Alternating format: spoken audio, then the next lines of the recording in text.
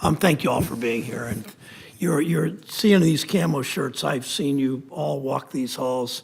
A lot of miners from Ohio and Kentucky and West Virginia and Southwest Virginia and Western PA. And thanks for being here. We wouldn't have come nearly this far if you weren't here every single week.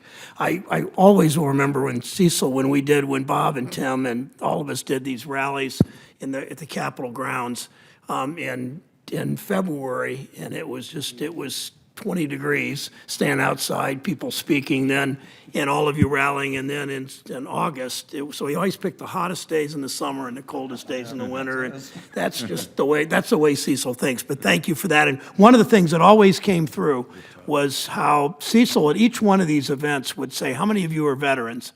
And so many coal miners in this country, so many UMWA members are veterans, and you'd leave the mines and go to war, and then come back to the mines and provide the electricity to keep our country going in wartime and peacetime. So first of all, mostly thank you for that,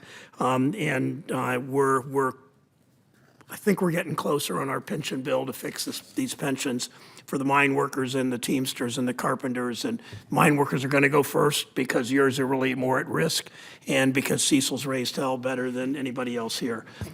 Last thing I want to mention, I have two other things. One is Bob and Tim and I were on the floor last week, along with Senators Manchin and some others, demanding Congress act to stop the pension and health care cuts facing thousands of miners. You keep showing up, we're going to keep fighting that way, and that will matter in my state of Ohio and Virginia and Pennsylvania and West Virginia and Kentucky.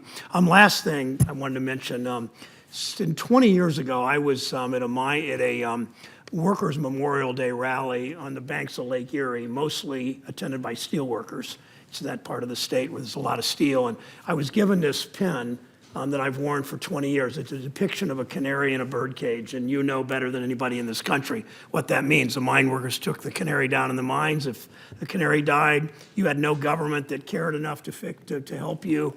And in those days, 1900, you didn't have a union strong enough to help you. And that's really what this whole battle is all about. It's about union members in their union halls and in the mines and in the factories. It's about